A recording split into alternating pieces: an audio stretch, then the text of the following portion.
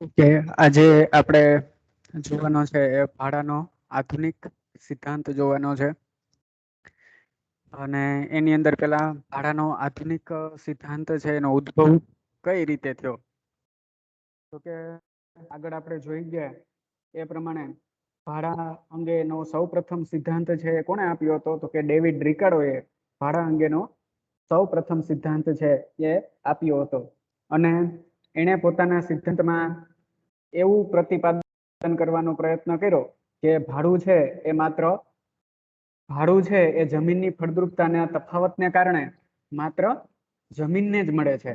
તે સિવાયના ઉત્પાદનના જે બીજા સાધનો છે, અન્ય સાધનો છે, એને ભાડું મળતું નથી.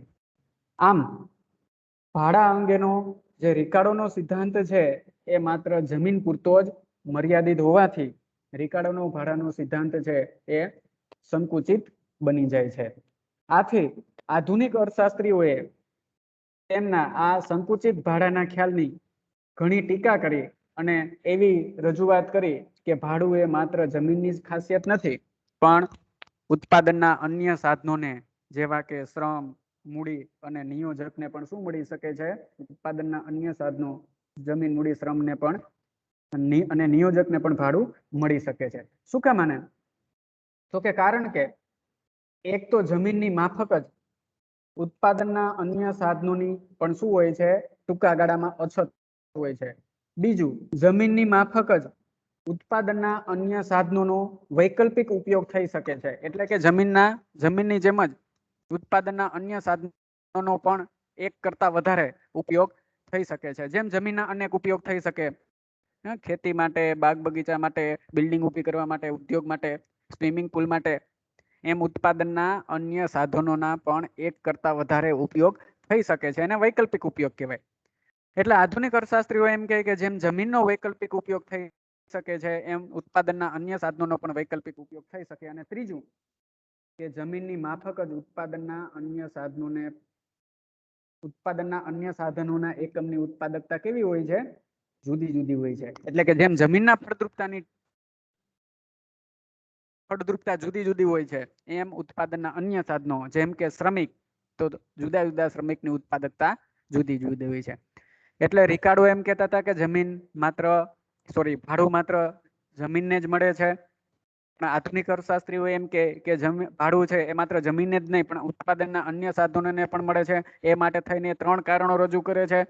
એક તો જમીનની જેમ જ ઉત્પાદનના અન્ય સાધનોની અછત હોય છે. બીજું, જમીનની જેમ જ અન્ય ઉત્પાદનના સાધનોના અનેક ઉપયોગ એટલે કે વૈકલ્પિક ઉપયોગ થઈ શકે છે. અને ત્રીજું, જેમ જમીનના ટુકડાની ફળદ્રુપતા જુદી જુદી હોય છે, એમ ઉત્પાદનના સાધનોની ઉત્પાદકતા જુદી જુદી હોય છે. એટલે આમ ભાડું મેળવવા માટે જમીન જે લક્ષણો ધરાવે છે, એવા જ બધા લક્ષણો કોણ ધરાવે છે? ઉત્પાદનના અન્ય સાધનો એટલે કે મૂડી, શ્રમ અને નિયોજક પણ ધરાવે છે. તેથી જો જમીનને ભાડું મળી શકે તો ઉત્પાદનના અન્ય સાધનોને પણ ભાડું મળી શકે છે.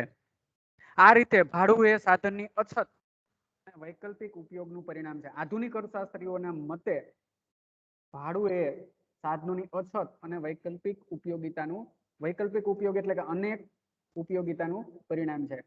બધા સાધનોના પુરવઠાની તેની માંગના સંદર્ભમાં અછત હોવાથી તેમજ સાધનોના અનેક ઉપયોગ એટલે કે વૈકલ્પિક ઉપયોગ થઈ શકતો હોવાથી દરેક સાધનોને આર્થિક વધારો પ્રાપ્ત થાય છે, જેને આધુનિક અર્થશાસ્ત્રીઓ છે એ ભાડા તરીકે ઓળખાવે છે. આધુનિક અર્થશાસ્ત્રીઓના મતે જમીન સહિત ઉત્પાદનના બધા જ સાધનોની અછત છે, એના વૈકલ્પિક ઉપયોગ થઈ શકે છે. બધા જ સાધનોની પુરવઠાની સરખામણીમાં એને માંગની સંદર્ભમાં કે માંગની સરખામણીમાં પુરવઠો છે ઓછો હોય છે, એટલે કે અછત હોય છે. અને દરેક સાધનનો વૈકલ્પિક ઉપયોગ થઈ શકે છે, એટલે દરેક સાધનને કેટલોક આર્થિક વધારો પ્રાપ્ત થાય છે. એને આધુનિક અર્થશાસ્ત્રીઓ છે એ ભાડા તરીકે આવે છે. એટલે આમ આધુનિક અર્થશાસ્ત્રીઓના મત મુજબ જમીનના ભાડાને સમજવા માટે કોઈ જુદા સિદ્ધાંતની આવશ્યકતા રહેતી નથી, પણ ઉત્પાદનના અન્ય સાધનને સમજાવવા માટે થઈ અને એક જુદા સિદ્ધાંતની આવશ્યકતા રહે છે. તો હવે પછીનો આપણે પોઈન્ટ જોવાનો છે એ છે ભાડાના આધુનિક સિદ્ધાંતની રજૂઆત. ભાડાના આધુનિક સિદ્ધાંતની રજૂઆત છે એ જુદા જુદા અર્થશાસ્ત્રીઓએ જુદી જુદી રીતે કરેલી છે અને એ આ પ્રમાણે છે. એમાં જોઈએ તો જુદા જુદા અર્થશાસ્ત્રીઓએ ભાડાના આધુનિક સિદ્ધાંતની જે વ્યાખ્યા આપેલી છે એમાં પહેલા છે વોકર છે. તો વોકરના મત મુજબ જેમ જમીનના જુદા જુદા ટુકડાની ફળદ્રુપતા જુદી જુદી હોય છે તેમ નિયોજકો જુદા જુદા નિયોજકો કે જુદા જુદા ઉદ્યોગ સાહસિકોની આવડત પણ કેવી હોય છે?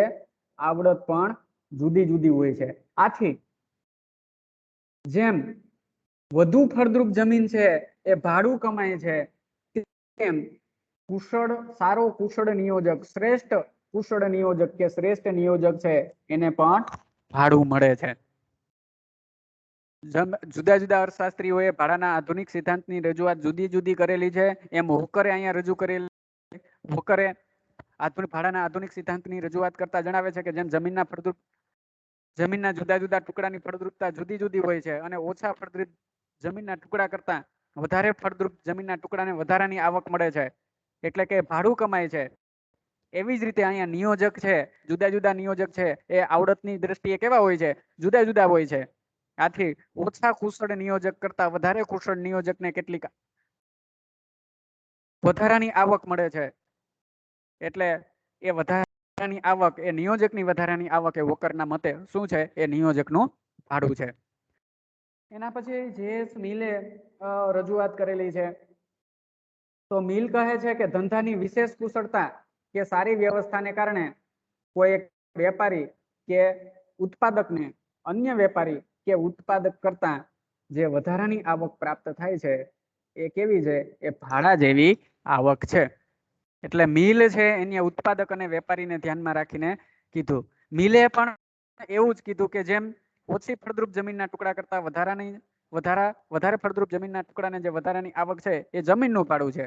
તો એમ ઉત્પાદન વ્યવસ્થામાં પણ જે ઉત્પાદક કે જે વેપારી ધંધાની વિશેષ કુશળતા કે સારી વ્યવસ્થાને કારણે બીજા વેપારી કે ઉત્પાદક કરતા જે વધારાની આવક મેળવે એને અહીંયા મિલ છે એ ભાડા જેવી આવક કહે છે. પ્રોફેસર માર્શલે પણ ભાડાનો ખ્યાલ સ્પષ્ટ કરેલો છે. તો પ્રોફેસર માર્શલ ભાડાના ખ્યાલને સ્પષ્ટ કરતા જણાવે છે કે ભાડું ઉત્પાદનના સાધનોની અછતનું પરિણામ છે. તેથી ભાડાને બિલકુલ પૃથક અને માત્ર ભૂમિ સાથે સંબંધિત છે એમ સમજવું ન જોઈએ, બલકે તેને પણ મૂલ્યના સિદ્ધાંતની સામાન્ય ક્રિયાઓનું કુદરતી પરિણામ ગણવું જોઈએ. પ્રોફેસર માર્શલે ભાડાનો ખ્યાલ સ્પષ્ટ કરતા જણાવે છે કે ભાડું એ સાધનોની અછતના કારણે ઉદ્ભવે છે અને જમીનની જેમ જ ઉત્પાદનના અન્ય સાધનોની પણ અછત હોય છે. તેથી ભાડાનો વિચાર માત્ર જમીનના સંદર્ભમાં ન કરવો જોઈએ, પણ મૂલ્યના સામાન્ય સિદ્ધાંતના સંદર્ભમાં એનો વિચાર કરવો જોઈએ. મૂલ્યનો સામાન્ય સિદ્ધાંત એટલે કે ઉત્પાદનના સાધનોની જે મૂલ્ય નિર્ધારણ, જે કિંમત નિર્ધારણ થાય એને મૂલ્યનો સામાન્ય સિદ્ધાંત કહેવાય. તો એ ઉત્પાદનના સાધનોની કિંમત નિર્ધારણના સંદર્ભમાં ભાડાનો વિચાર કરવો જોઈએ એવું પ્રોફેસર માર્શલ કહે છે. એના પછી ત્યાર પછી શ્રીમતી જોન રોબિન્સ છે પોતાના પ્રખ્યાત પુસ્તક ઇકોનોમિક્સ ઓફ ઇમ્પરફેક્ટ કોમ્પિટિશન, પોતાનું પ્રખ્યાત પુસ્તક ધ ઇકોનોમિક્સ ઓફ ઇમ્પરફેક્ટ કોમ્પિટિશન માં ભાડાનો આધુનિક સિદ્ધાંત આપતા જણાવે છે કે ઉત્પાદનનું કોઈ પણ સાધન તેની બદલા કમાણી કરતા જે કઈ વધારે આવક પ્રાપ્ત કરે એ ભાડું છે. શ્રીમતી રોબિન્સે આમ તો ભાડાના આધુનિક સિદ્ધાંતની રજૂઆત જ શ્રીમતી જોન રોબિન્સ દ્વારા કરવામાં આવેલી છે અને એને કયા પુસ્તકમાં? પોતાનું પુસ્તક ધ ઇકોનોમિક્સ ઓફ ઇમ્પરફેક્ટ કોમ્પિટિશનમાં ભાડાનો આધુનિક સિદ્ધાંત આપેલો છે અને જણાવે છે કે ઉત્પાદનના સાધનોને અથવા તો ઉત્પાદનના કોઈ પણ સાધનને કોના કરતા વધારે આવક પ્રાપ્ત થાય તો એને ભાડું પ્રાપ્ત થાય છે? તો ઉત્પાદનના કોઈ પણ સાધનને તેની બદલા કમાણી કરતા જે કંઈ વધારે આવક પ્રાપ્ત થાય છે એ શું છે? એ ભાડું છે. એટલે આપણે રોબિન્સ જે ભાડાની વ્યાખ્યા આપી એને આપણે જો સૂત્રના રૂપમાં રજૂ કરવી હોય તો આ રીતે રજૂ કરી શકીએ કે ભાડું બરાબર ઉત્પાદનના સાધનની આવક, ઉત્પાદનના સાધનની આવક માઇનસ બદલા કમાણી, માઇનસ બદલા કમાણી. એટલે કે ઉત્પાદનના સાધનને જે કંઈ આવક મળે એમાંથી જો એની બદલા કમાણી બાદ કરી નાખવામાં આવે તો જે કંઈ વધે એ શું છે? ભાડું છે. એવો રોબિન્સનો કહેવાનો અર્થ એવો છે કે ઉત્પાદનના કોઈ પણ સાધનને તેની બદલા કમાણી કરતા જે કંઈ વધારે આવક મળે કે આવક પ્રાપ્ત થાય એ ભાડું છે. એટલે એના આધારે આપણે સૂત્રના રૂપમાં કહેવું હોય તો કહી શકીએ કે ઉત્પાદનના સાધનોને મળતી આવક માઇનસ બદલા કમાણી, એમાંથી બદલા કમાણી બાદ કરતા જે કંઈ વધે એ શું બને છે? એ ભાડું બને છે. એટલે રોબિન્સે બદલા કમાણીનો આધાર લઈ ભાડાનો સિદ્ધાંતની રજૂઆત કરેલી છે. મેયર્સના મત મુજબ કોઈ એક ઉત્પાદનના સાધનોને તેના વર્તમાન ઉપયોગમાં, અહીંયા ઉદ્યોગ થયેલું છે અથવા તો ઉદ્યોગ કયો તો પણ હાલે, કોઈ એક ઉત્પાદનના સાધનોને તેના વર્તમાન ઉદ્યોગમાં કે વર્તમાન ઉપયોગમાં ચાલુ રાખવા માટે ઓછામાં ઓછી જે કિંમત ચૂકવવી પડે એના કરતા તેને જેટલી વધુ કિંમત મળે તે વધારાની કિંમતને શું કહેવામાં આવે છે? તે વધારાની કિંમતને ભાડું કહેવામાં આવે છે. દાખલા તરીકે કોઈ એક ઉત્પાદનના સાધનને એના વર્તમાન ઉદ્યોગમાં ટકાવી રાખવા માટે દૈનિક એને ઓછામાં ઓછી 300 રૂપિયા છે એ દાખલા તરીકે કોઈ શ્રમિક હોય તો એ શ્રમિકને એના વર્તમાન ઉદ્યોગમાં ટકાવી રાખવા માટે દૈનિક એને 300 રૂપિયા મજૂરી આપવી પડતી હોય ઓછામાં ઓછી, પણ એને 300 રૂપિયાને બદલે જો એને 400 રૂપિયા મજૂરી મળતી હોય તો અહીંયા શ્રમને કેટલા રૂપિયા ભાડું મળ્યું? એમ કહેવાય શ્રમને 100 રૂપિયા છે એ ભાડું પ્રાપ્ત થયું એમ કહેવાય. એટલે મેયર્સના મતે કોઈ પણ ઉત્પાદનના સાધનને, એ ચારેય સાધન એમાં આવી જાય, જમીન, મૂડી, શ્રમ અને નિયોજન. એટલે મેયર્સના મતે કોઈ પણ ઉત્પાદનના સાધનને તેના વર્તમાન ઉદ્યોગમાં ટકાવી રાખવા માટે કે વર્તમાન ઉદ્યોગમાં ચાલુ રાખવા માટે ઓછામાં ઓછી જે કિંમત ચૂકવવી પડે તેના કરતા તેને જેટલી વધુ કિંમત મળે છે એ વધારાની કિંમત એ શું છે? એની માટે ભાડું કહેવાય. એટલે દાખલા તરીકે કોઈ એક શ્રમિકને એ વર્તમાન સમયમાં જે ઉદ્યોગમાં કામ કરે એ કામમાં ચાલુ રાખવા માટે જો એને ઓછામાં ઓછી 300 રૂપિયા મજૂરી આપવી પડતી હોય, પણ એને તો 300 રૂપિયા મજૂરી આપવી પડતી હોય તો ઓછામાં ઓછી મજૂરી છે, ઓછામાં ઓછી કિંમત છે, પણ જો એને 400 રૂપિયા મજૂરી મળતી હોય તો એ 400 માંથી 300 બાદ કરતા 100 વધે તો એ જેટલી ટૂંકમાં 100 રૂપિયાને છે એને ટકાવી રાખવા માટે 100 રૂપિયા વધારાની આવક મળે તો આ વધારાની આવક છે શું છે? વધારાની આવક એ મેયર્સના મતે ભાડું છે. એટલે કોઈ પણ સાધનને, કોઈ પણ ઉત્પાદનના સાધનને એના વર્તમાન ઉપયોગમાં ચાલુ રાખવા માટે જે ઓછામાં ઓછી કિંમત ચૂકવવી પડે એને શું કહેવામાં આવે છે? એને ન્યૂનતમ પુરવઠા કિંમત કહેવામાં આવે છે. ક્યાં નામે ઓળખવામાં આવે છે? ન્યૂનતમ પુરવઠા કિંમતના નામે ઓળખવામાં આવે છે. એટલે ન્યૂનતમ પુરવઠા કિંમત કરતા ઉત્પાદનના સાધનને જે કંઈ વધારાની આવક મળે એ મેયર્સના મતે શું છે? એ મેયર્સના મતે ભાડું છે.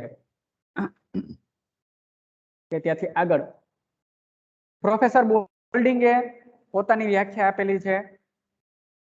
તો પ્રોફેસર બોલ્ડિંગના મત પ્રમાણે સમતુલા ધરાવતા ઉદ્યોગમાં કોઈ એક ઉત્પાદનના સાધનના એકમને તે ધંધામાં જાળવી રાખવા માટે ઓછામાં ઓછી જે રકમ આપવી પડે એના કરતા તેને જે વધારાની રકમ ચૂકવવામાં આવે તે વધારાની રકમ એ શું છે? આર્થિક ભાડું છે. અહીંયા મેયર્સની વ્યાખ્યા અને બોલ્ડિંગની વ્યાખ્યા એક જેવી જ છે, માત્ર થોડો ઘણો તફાવત છે. એને પણ એવું જ કીધું કે કોઈ એક ઉત્પાદનના સાધનને તેના વર્તમાન ઉદ્યોગમાં ચાલુ રાખવા માટે જે ઓછામાં ઓછી કિંમત ચૂકવવી પડે એના કરતા એને જે વધારાની જેટલી વધુ કિંમત ચૂકવવામાં આવે વધારાની કિંમત છે એ ભાડું છે એવું મેયર્સે કીધું. મેયર્સે જેવી વ્યાખ્યા આપી ભાડાના આધુનિક સિદ્ધાંતની એવી જ બોલ્ડિંગે પણ વ્યાખ્યા આપેલી છે. શબ્દ છે એમાં તફાવત છે કે સમતુલા ધરાવતા ઉદ્યોગમાં કોઈ એક ઉત્પાદનના સાધનના કોઈ એક એકમને એ ધંધામાં જાળવી રાખવા માટે જે ઓછામાં ઓછી જે રકમ આપવી પડે કે કિંમત આપવી પડે તેના કરતા તેને જે વધારાની રકમ કે કિંમત ચૂકવવામાં આવે એ વધારાની કિંમત એ શું છે? આર્થિક ભાડું છે. એટલે અહીંયા મેયર્સ અને બોલ્ડિંગે બંનેએ ન્યૂનતમ પુરવઠા કિંમતને ધ્યાનમાં રાખી અને ભાડાની વ્યાખ્યા આપેલી છે. ઉત્પાદનના સાધનને જે આવક મળે, ઉત્પાદનના સાધનને જે આવક મળે એમાંથી જો ન્યૂનતમ પુરવઠા કિંમત બાદ કરવામાં આવે, ઉત્પાદનના સાધનને જે આવક મળે એમાંથી જો ન્યૂનતમ પુરવઠા કિંમતને શું કરી નાખવામાં આવે? ન્યૂનતમ પુરવઠા કિંમતને બાદ કરી નાખવામાં આવે. ત્યારબાદ જે કઈ વધે એ શું છે? એ ભાડું છે. દાખલા તરીકે ઉત્પાદનના સાધનને 500 રૂપિયા આવક મળતી હોય અને ન્યૂનતમ પુરવઠા કિંમત 400 રૂપિયા હોય તો અહીંયા ઉત્પાદનના સાધનને કેટલું ભાડું છે? ઉત્પાદનના સાધનને અહીંયા 100 રૂપિયા ભાડું મળશે એમ કહેવાય. ન્યૂનતમ પુરવઠા કિંમત એટલે બીજું કઈ નહીં, સમતુલા ધરાવતા ઉદ્યોગમાં કોઈ એક ઉત્પાદનના સાધનના એકમને એ ધંધામાં જાળવી રાખવા માટે જે ઓછામાં ઓછી કિંમત આપવી પડે એને જ શું કહેવાય? એને જ ન્યૂનતમ પુરવઠા કિંમત કહેવાય. અથવા તો કોઈ એક ઉત્પાદનના સાધનને તેના વર્તમાન ઉદ્યોગમાં ચાલુ રાખવા માટે જે ઓછામાં ઓછી કિંમત કે વળતર આપવું પડે એને શું કહેવાય? એને જ ન્યૂનતમ પુરવઠા કિંમત કહેવાય. એના કરતા એને જેટલી વધારે રકમ મળે, મેયર્સ અને બોલ્ડિંગના મતે એના કરતા એને જેટલી વધારાની રકમ મળે એ શું બને છે? એ ભાડું બને છે. આ રીતે જુદા જુદા અર્થશાસ્ત્રીઓએ ભાડાના આધુનિક સિદ્ધાંતની રજૂઆત જુદા જુદા દ્રષ્ટિકોણથી કરેલ છે. તો હવે આપણે ભાડાના સિદ્ધાંતનું સ્પષ્ટીકરણ કરીએ. એના પછીનો પોઈન્ટ આવે છે ભાડાના આધુનિક સિદ્ધાંતનું સ્પષ્ટીકરણ. એના પછીનો નેક્સ્ટ પોઈન્ટ આપણો છે ભાડાના આધુનિક સિદ્ધાંતનો સ્પષ્ટીકરણ. ભાડાના આધુનિક સિદ્ધાંતનું સ્પષ્ટીકરણ છે એ જ્હોન રોબિન્સે કરેલું છે. હમણાં જ આપણે ભાડાના સિદ્ધાંતની રજૂઆત જોઈ ગયા હતા. જ્હોન રોબિન્સે પોતાનું પુસ્તક ઇમ્પરફેક્ટ કોમ્પિટિશનની ઇકોનોમિક્સ ઓફ ઇમ્પરફેક્ટ કોમ્પિટિશનની અંદર ભાડાના સિદ્ધાંતની કઈ રીતે રજૂઆત કરી હતી એની વ્યાખ્યા આપણે જોઈ ગયા હતા કે કોઈ પણ ઉત્પાદનના સાધનને એની બદલા કમાણી કરતા જે કઈ વધારાની આવક મળે એને જ ભાડું કહેવામાં આવે છે. તો સિદ્ધાંતનું સ્પષ્ટીકરણ જોઈએ તો શ્રીમતી જ્હોન રોબિન્સે અને અન્ય અર્થશાસ્ત્રીઓએ કોનો આધાર લઈને? બદલા કમાણીનો આધાર લઈ અને ભાડાનો આધુનિક સિદ્ધાંત છે એ સમજાવેલો છે. તેઓના મત પ્રમાણે જોજો ફરી પાછી એ જ વ્યાખ્યા આવી જ્હોન રોબિન્સનની. તેઓના મત મુજબ ઉત્પાદનનું કોઈ એક સાધન તેની બદલા કમાણી કરતા જે કઈ વધુ આવક મેળવે એ શું છે? એ ભાડું છે. આગળ પણ આપણે એની વ્યાખ્યા જોઈ ગયા હતા કે ઉત્પાદનનું કોઈ પણ સાધન એની બદલા કમાણી કરતા જે કઈ વધારાની આવક મેળવે એ એના મતે શું છે? એના મતે એ ભાડું છે. દાખલા તરીકે કોઈ એક ઉત્પાદનનું સાધન છે, એ કોઈ એક ઉત્પાદનના સાધનની બદલા કમાણી છે એ 1000 રૂપિયા હોય અને એને કોઈ એક ઉત્પાદનના સાધનની કઈ કમાણી બદલા કમાણી છે એ 1000 રૂપિયા હોય અને એ ઉત્પાદનના સાધનને છે એ 1300 રૂપિયા આવક મળતી હોય તો અહીંયા બદલા કમાણી કરતા એ ઉત્પાદનના સાધનને કેટલી વધુ આવક મળે? 300 રૂપિયા વધુ આવક મળે. તો આ 300 રૂપિયા છે એ ઉત્પાદનનું શું છે? એ ઉત્પાદનનું ભાડું છે. એવી રજૂઆત, એવું સ્પષ્ટીકરણ છે એ શ્રીમતી જ્હોન રોબિન્સ અને અન્ય અર્થશાસ્ત્રીઓ કરે છે. તો અહીંયા આપણને પ્રશ્ન થાય કે બદલા કમાણી એટલે શું? બદલા કમાણી કોને કહેવાય? તો બદલા કમાણીનો ખ્યાલ છે એ સાધનોના વૈકલ્પિક ઉપયોગ આધારે બદલા કમાણીનો ખ્યાલ આપવામાં આવેલો છે. આગળ આપણે જોઈ ગયા કે ઉત્પાદનના સાધનો છે એ વૈકલ્પિક ઉપયોગ ધરાવે છે. એટલે કે ઉત્પાદનના સાધનો છે એ એક કરતા વધારે ઉપયોગ વાળા છે. જમીન છે તો એનો ખેતી માટે ઉપયોગ થઈ શકાય, ખેતી માટે પણ ઉપયોગ કરી શકાય, ઉદ્યોગ માટે પણ ઉપયોગ કરી શકાય, સોસાયટી બનાવવા માટે પણ એનો ઉપયોગ થઈ શકે, સ્વિમિંગ પુલ બનાવવા માટે પણ એનો ઉપયોગ થઈ શકે અને બગીચો બનાવવા માટે પણ એનો ઉપયોગ થઈ શકે. વળી ખેતી કરે તો ખેતીમાં ઘણા બધી ઉપયોગ થઈ શકે. ખેતી કરે તો પણ એમાં મગફળી વાવી શકાય, એરંડા વાવી શકાય, કપાસ વાવી શકાય. ખેતીમાં પણ એનો વૈકલ્પિક ઉપયોગ છે. એટલે ઉત્પાદનના સાધનો છે ઘણા બધી ઉપયોગ ધરાવે એને વૈકલ્પિક ઉપયોગ કહેવાય. એટલે આગળ જોયા મુજબ ઉત્પાદનના સાધનો છે એ વૈકલ્પિક ઉપયોગ ધરાવે છે. આથી ઉત્પાદનના સાધનોને કોઈ એક ઉત્પાદનના સાધનના કોઈ એક એકમને બીજા વૈકલ્પિક ઉપયોગમાં જેટલી આવક મળી શકે એમ હોય તેટલી ઓછામાં ઓછી આવકને શું કહેવામાં આવે છે? એટલી ઓછામાં ઓછી આવકને ન્યૂનતમ પુરવઠા કિંમત કહેવામાં આવે છે, અથવા તો તેને તેના વર્તમાન ઉપયોગમાં મળવી જોઈએ.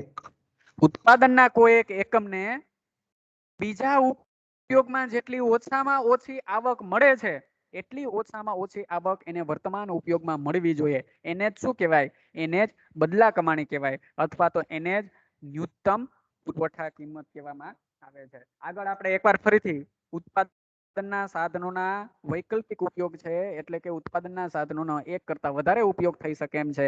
એટલે ઉત્પાદનના સાધનના કોઈ એક એકમને બીજા ઉપયોગમાં જેટલી ઓછામાં ઓછી આવક મળી શકે એમ છે તે ઓછામાં ઓછી આવક એના વર્તમાન ઉપયોગમાં એને મળવી જોઈએ. એને જ શ્રીમતી જોન રોબિન્સ છે એ શ્રીમતી જોન રોબિન્સ આવી ઓછામાં ઓછી આવકને વર્તમાન ઉપયોગમાં એને ટકાવી રાખવા માટે મળવી જોઈતી એવી ઓછામાં ઓછી આવકને શ્રીમતી જોન રોબિન્સન એને ક્યાં નામે ઓળખે છે? બદલા કમાણી તરીકે ઓળખાવે છે. આ બદલા કમાણી એ શું છે?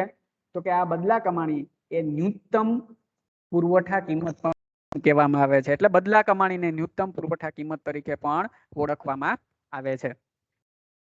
જો સાધનને આ ન્યૂનતમ પુરવઠા કિંમત એટલે કે બદલા કમાણી જેટલી આવક નહીં મળે, જો ઉત્પાદનના કોઈ સાધનને આ ન્યૂનતમ પુરવઠા કિંમત અથવા તો બદલા કમાણી જેટલી આવક નહીં મળે, અથવા તો બદલા કમાણી કરતા ઓછું વળતર કે ઓછી આવક મળશે, તો તે સાધન ઉત્પાદન કાર્યમાં જોડાશે નહીં. એટલે આમ દરેક સાધનને ન્યૂનતમ પુરવઠા કિંમત જેટલી જે આવકની અપેક્ષા રાખે છે એ આવકે એનું ભાડું કેવું હોય છે? આ આવકે એનું ભાડું શૂન્ય બરાબર હોય છે. દાખલા તરીકે કોઈ એક સાધન છે એ કાપડ ઉદ્યોગમાં કામ કરવા માટે ઓછામાં ઓછી 300 રૂપિયા આવક મળવી જોઈએ એવી અપેક્ષા રાખે, અથવા તો એ શ્રમિકને કાપડ ઉદ્યોગમાં કામ કરવા માટે ટકાવી રાખવા માટે જો એને ઓછામાં ઓછા દૈનિક 300 રૂપિયા મળવા જોતા હોય, 300 રૂપિયાની અપેક્ષા રાખતો હોય, અથવા તો 300 રૂપિયા છે એને એ ઉદ્યોગમાં ટકાવી રાખવા માટે આપવા પડતા હોય, તો અહીંયા 300 રૂપિયા છે એ શું છે? 300 રૂપિયા છે અહીંયા ન્યૂનતમ પુરવઠા કિંમત છે, અથવા તો 300 રૂપિયા છે એ બદલા કમાણી છે. જો કોઈ ઉત્પાદનના સાધનને બદલા કમાણી જેટલી, એટલે કે એ કાપડના કારખાનામાં કામ કરતા શ્રમિકને જો 300 રૂપિયા જેટલી જ આવક મળતી હશે, એટલે કે બદલા કમાણી જેટલી જ આવક મળતી હશે, તો એ શ્રમિકને ભાડું કેટલું મળતું હશે? એ શ્રમિકને ભાડું છે એ ભાડું મળતું હશે. એટલે કે આમ જો ઉત્પાદનના સાધનને ન્યૂનતમ પુરવઠા કિંમત જેટલી, એટલે કે બદલા કિંમત જેટલી આવક મળતી હોય તો એનું ભાડું કેવું હોય છે? એનું ભાડું છે એ શૂન્ય બરાબર હોય છે. જોઈએ આગળ. પરંતુ કેટલીક વાર શું થાય છે?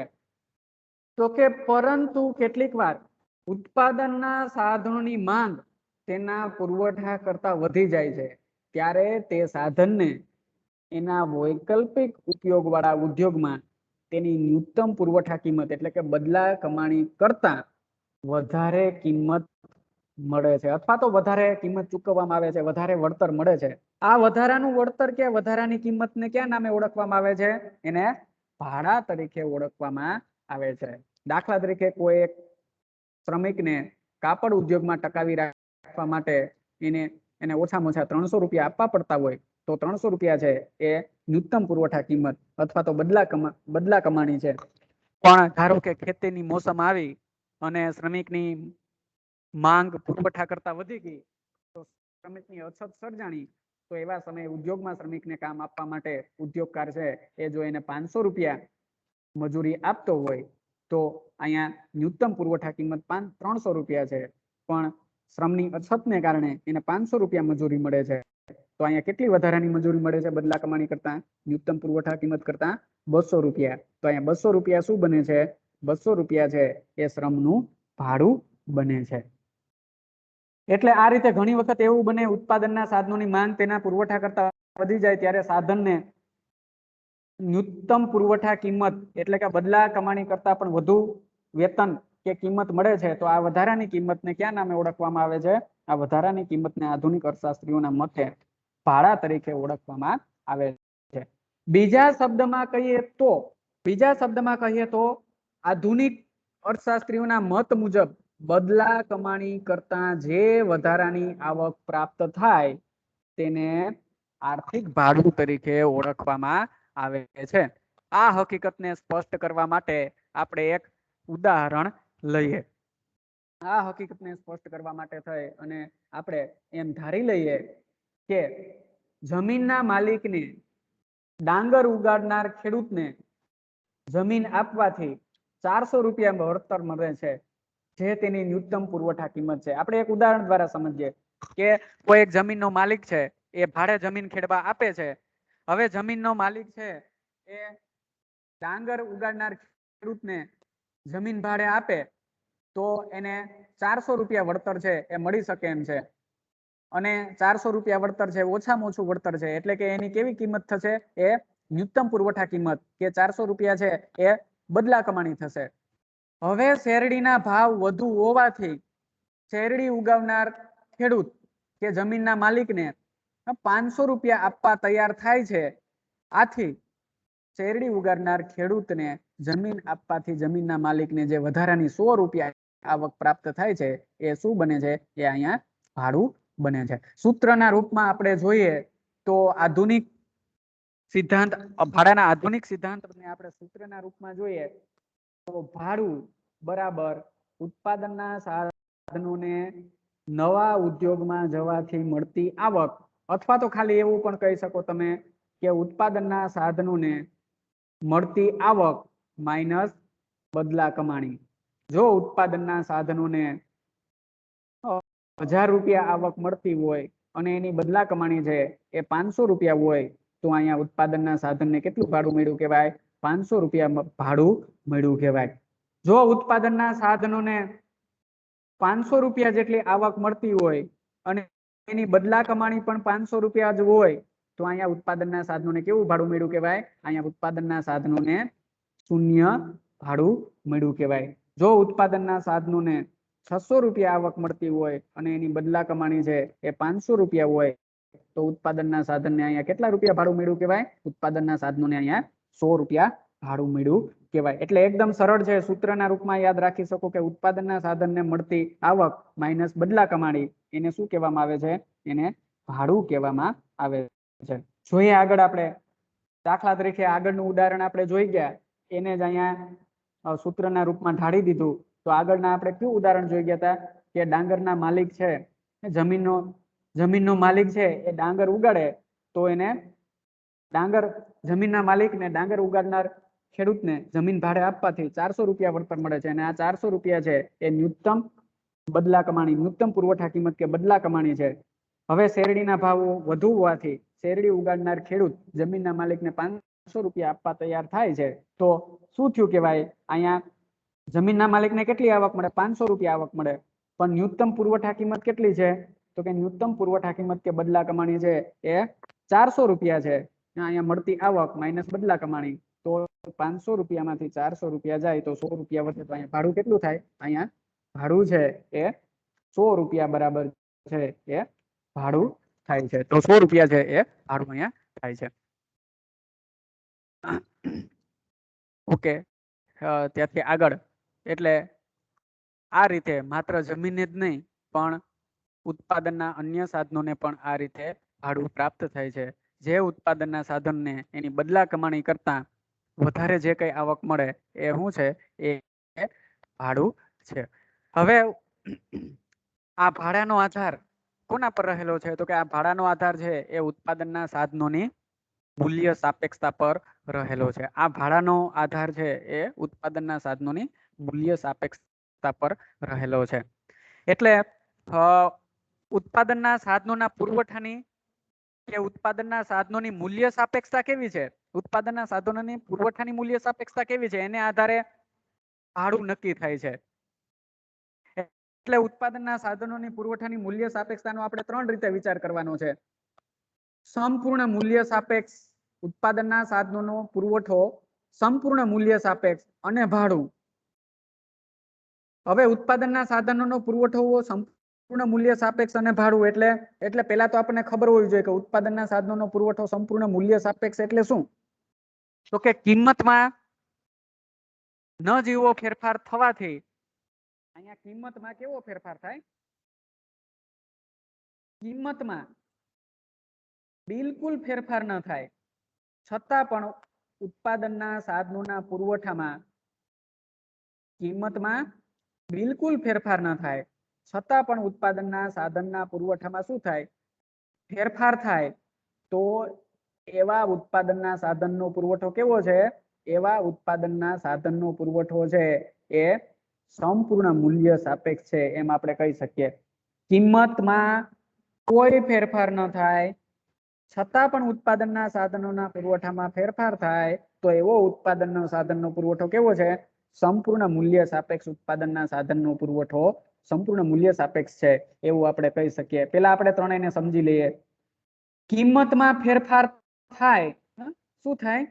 કિંમતમાં ફેરફાર થવા છતાં, કિંમતમાં ફેરફાર થવા છતાં ઉત્પાદનના સાધનના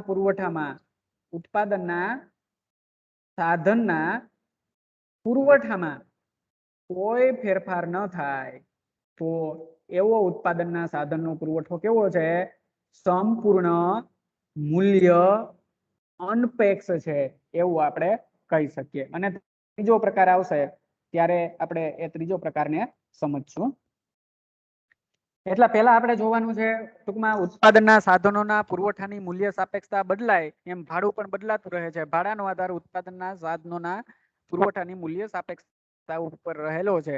એટલે અહીંયા આપણે પહેલું જોવાનું છે ઉત્પાદનના સાધનોનો પુરવઠો સંપૂર્ણ મૂલ્ય સાપેક્ષ અને ભાડું, અથવા તો ઉત્પાદનના સાધનોનો સંપૂર્ણ મૂલ્ય સાપેક્ષ પુરવઠો અને ભાડું. ઉત્પાદનના સાધનોનો પુરવઠો સંપૂર્ણ મૂલ્ય સાપેક્ષ છે એવું આપણે ક્યારે કહી શકીએ? તો કે જ્યારે કિંમતમાં કોઈ ફેરફાર ન થાય, કિંમતમાં નજીવો ફેરફાર થાય છતાં પણ ઉત્પાદનના સાધનના પુરવઠામાં ફેરફાર એટલે કે વધારો કે ઘટાડો થતો હોય, અથવા તો કિંમતમાં નજીવો ઘટાડો થવાથી ઉત્પાદનના સાધનના પુરવઠામાં ઘણો બધી ઘટાડો થઈ જતો હોય અને કિંમતમાં નજીવો વધારો થવાથી ઉત્પાદનના સાધનના પુરવઠામાં અમર્યાદિત રીતે વધારો થતો હોય તો એવા ઉત્પાદનના સાધનના પુરવઠાને કેવો પુરવઠો કહેવાય? સંપૂર્ણ મૂલ્ય સાપેક્ષ પુરવઠો કહેવાય. જોઈએ આપણે એને તો કેટલું ભાડું મળે? જો ઉત્પાદનના સાધનનો પુરવઠો સંપૂર્ણ મૂલ્ય સાપેક્ષ હોય તો ઉત્પાદનના સાધનોની આવક તેની કેટલી હશે? તો ઉત્પાદનના સાધનોની આવક એની બદલા કમાણી જેટલી જ હશે. એટલે કે અહીંયા ઉત્પાદનના સાધનોનો પુરવઠો છે એ સંપૂર્ણ મૂલ્ય સાપેક્ષ હશે તો ઉત્પાદનના સાધનને મળતી આવક કેટલી હશે? ઉત્પાદનના સાધનને મળતી આવક અથવા તો ઉત્પાદનના સાધનની આવક અને બદલા કમાણી બંને કેવા હશે? એક સરખા જ હશે. એટલે કે એની બદલા કમાણી કેવી હશે? શૂન્ય બરાબર બદલા કમાણી અને આવક સરખી હશે એટલે ઉત્પાદનના સાધનોને કેટલું ભાડું મળશે? ઉત્પાદનના સાધનોને શૂન્ય બરાબર છે એ ભાડું પ્રાપ્ત થશે. જોઈએ આપણે એને. જો ઉત્પાદનના સાધનોનો પુરવઠો સંપૂર્ણ મૂલ્ય સાપેક્ષ હોય તો ઉત્પાદનના સાધનોની આવક એની બદલા કમાણી જેટલી જ હોય છે. તેથી તેને મળતું ભાડું કેવું હોય છે? શૂન્ય બરાબર હોય છે. આ બાબતની સમજૂતી છે એ આપણે એક આકૃતિ દ્વારા છે એ જોવાની છે. શું કામ આને એવું થાય? ઉત્પાદનના સાધનને શૂન્ય બરાબર એ સંપૂર્ણ મૂલ્ય સાપેક્ષ હશે તો એની બદલા કમાણી જેટલી જ એને આવક મળશે અને ભાડું શૂન્ય બરાબર હશે. શું કામ આને એવું હશે?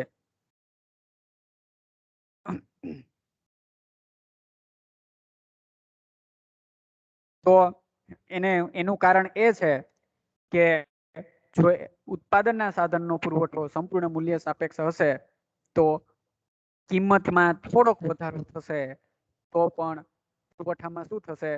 પુરવઠામાં અમર્યાદિત રીતે વધારો થઈ જશે, જેને કારણે ઉત્પાદનના સાધનને બદલા કમાણી કરતા વધારે આવક મળશે નહીં. શું કામ આને ઉત્પાદનના સાધનોનો પુરવઠો સંપૂર્ણ મૂલ્ય સાપેક્ષ હોય ત્યારે ઉત્પાદનના સાધનોની મળતી આવક બદલા કમાણી જેટલી જ હોય છે, અને ત્યારે ઉત્પાદનના સાધનોને શૂન્ય ભાડું મળે છે? શું કામ આને એવું થાય છે? તો કે જ્યારે ઉત્પાદનના સાધનોનો પુરવઠો સંપૂર્ણ મૂલ્ય સાપેક્ષ હશે ત્યારે કિંમતમાં શું થશે? કિંમતમાં ન જીવો કેવો? કિંમતમાં ન જીવો વધારો થશે. કિંમતમાં ન જીવો વધારો થશે તો પણ ઉત્પાદનના સાધનના પુરવઠામાં કેવો વધારો થશે? તો પણ ઉત્પાદનના સાધનના પુરવઠામાં અમર્યાદિત વધારો થશે. કેવો વધારો થશે? ઉત્પાદનના સાધનના પુરવઠામાં અમર્યાદિત વધારો થઈ જશે. એટલે કે ઉત્પાદનના સાધનના પુરવઠામાં અમર્યાદિત વધારો થઈ જાય, અને ઉત્પાદનના સાધનના પુરવઠામાં અમર્યાદિત વધારો થશે એટલે કિંમતમાં જે થોડો ઘણો વધારો થયો એ પણ કેવો થઈ જશે? કિંમતમાં જે થોડો ઘણો વધારો થયો એ પણ નાબૂદ થઈ જશે, એ પણ અદ્રશ્ય થઈ જશે. એટલે આ રીતે જ્યારે ઉત્પાદનના સાધનોનો પુરવઠો સંપૂર્ણ મૂલ્ય સાપેક્ષ હોય ત્યારે ઉત્પાદનના સાધનને બદલા કમાણી કરતા વધારે કિંમત મળતી નથી, એટલે એની આવક કેટલી હોય છે? બદલા કમાણી જેટલી જ એની આવક હોય છે. એટલે કે આવક અને બદલા કમાણી બંને સરખા હોય છે, એટલે બદલા કમાણી કરતા વધારે આવક મળતી નથી, એટલે ત્યારે ઉત્પાદનના સાધનોને શૂન્ય બરાબર ભાડું મળે છે. આ બાબતની ચર્ચા છે કેમાં કરવાની છે? આ બાબતની ચર્ચા છે એ આપણે આ જે આકૃતિ આપેલી છે એ આકૃતિ દ્વારા આ વાત આપણે સમજાવવાની છે. ઓકે, જોઈ જાય એને. આ કઈ આકૃતિ છે? તો કે સંપૂર્ણ મૂલ્ય સાપેક્ષ પુરવઠો અને ભાડું. હવે અહીંયા તમે જોઈ શકો આકૃતિની અંદર આપણે આ આકૃતિ કઈ દોરેલી છે? તો કે સંપૂર્ણ મૂલ્ય સાપેક્ષ ઉત્પાદનના સાધનનો પુરવઠો હોય ત્યારે ઉત્પાદનના સાધનોને કઈ રીતે શૂન્ય ભાડું મળે છે એ વાત છે એ આપણે આકૃતિ દ્વારા છે એ સમજાવવાની છે. તો અહીંયા જોઈ શકો આકૃતિની અંદર એક્સ ધરી પર શું આપેલું છે? તો કે આકૃતિની અંદર એક્સ ધરી પર શ્રમની માંગ અને શ્રમનો પુરવઠો આપેલો છે, અને વાય ધરી પર શું આપેલું છે? તો કે વાય ધરી પર છે એ શ્રમને ચૂકવવામાં આવતું વેતન નું પ્રમાણ, એટલે કે વેતન દર આપેલા છે. અહીંયા ડીડી રેખા છે, કઈ રેખા છે? તો કે અહીંયા ડીડી રેખા છે એ શ્રમની માંગ રેખા છે, અને એસએસ રેખા છે એ શું કઈ રેખા છે? તો કે એસએસ રેખા છે એ શ્રમની પુરવઠા રેખા છે. એટલે કે અહીંયા ડીડી રેખા અથવા તો ડીડી1 રેખા છે એ શ્રમની પુરવઠા શ્રમની માંગ રેખા છે, અને અહીંયા એસએસ રેખા છે એ એસએસ રેખા શું છે? એ અથવા તો SS1 રેખા છે એ શ્રમની પુરવઠા રેખા છે. તમે જોઈ શકો અહીંયા શ્રમની પુરવઠા રેખા છે એ આડી ધરીને સમાંતર છે. શું દર્શાવે છે? એવું દર્શાવે છે કે શ્રમનો પુરવઠો સંપૂર્ણ મૂલ્ય સાપેક્ષ છે. જ્યારે શ્રમનો પુરવઠો સંપૂર્ણ મૂલ્ય સાપેક્ષ હોય ને ત્યારે શ્રમની પુરવઠા રેખા કોને સમાંતર હોય છે? આડી ધરીને સમાંતર હોય છે.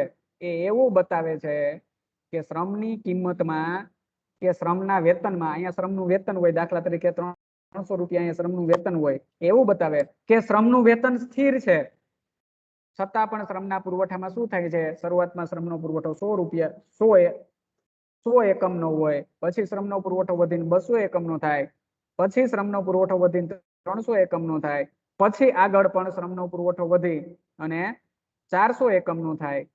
જોઈ શકો તમે અહીંયા વેતન છે એ 300 રૂપિયા સ્થિર જ રહે છે. એ એવું બતાવે છે કે વેતનમાં ન જેવો વધારો થવા છતાં પણ શ્રમના પુરવઠામાં અમાપ વધારો થાય છે.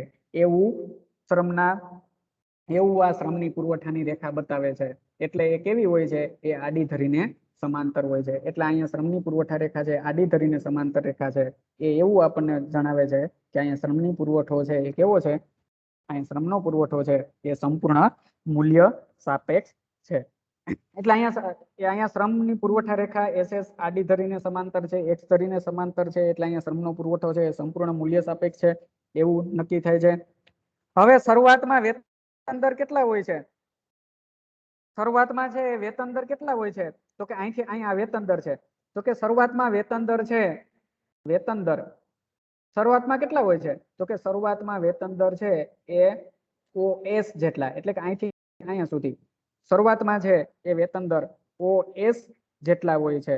અને ત્યારે શ્રમની માંગ કેટલી હોય છે? શરૂઆતમાં વેતન દર OS જેટલા હોય છે ત્યારે શ્રમની માંગ છે એ OM બરાબર હોય છે. ત્યારે શ્રમની માંગ કેટલી હોય છે? ત્યારે શ્રમની માંગ પણ કેટલી હોય છે? ત્યારે શ્રમની માંગ પણ અહીંથી સોરી OM ને પણ ત્યારે શ્રમની માંગ છે એ ON બરાબર હોય છે, માંગ કરવામાં આવે છે. ત્યારબાદ શ્રમની માંગ વધીને કેટલી થાય છે?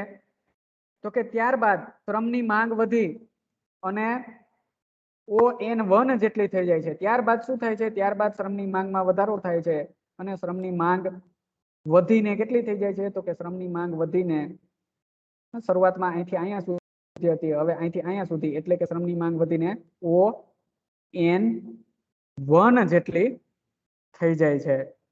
અને છેલ્લે શ્રમની માંગ વધારીને કેટલી કરવામાં આવે છે?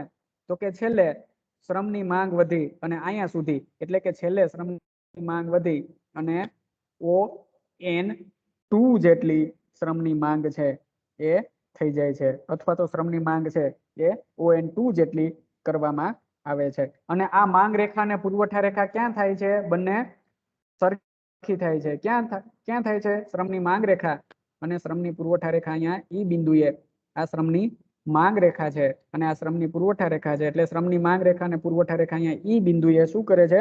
ઈ બિંદુએ એકબીજાને છેદે છે.